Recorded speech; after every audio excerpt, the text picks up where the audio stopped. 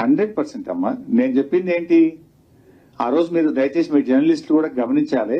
సంగారెడ్డిలో నేను press meet పెట్టినా. I will send you the video byte also. నేను కేటగారికల్ గా చెప్పాను, స్పష్టంగా చెప్పాను.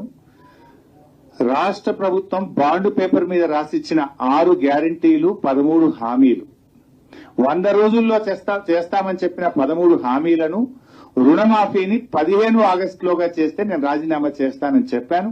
ఈ రోజు కూడా దానికి కట్టుబడి ఉంటాను.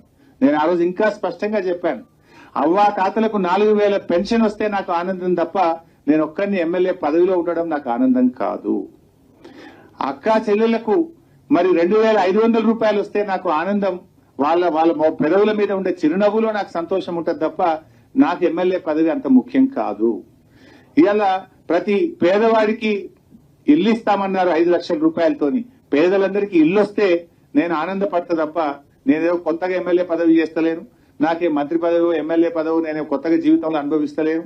నా పదవి కంటే తెలంగాణ ప్రజల అక్కా చెల్లెళ్ళ అవ్వాతాతల కళ్ళల్లో, వాళ్ళ పెదవుల మీద సంతోషమే నాకు ఆనందం.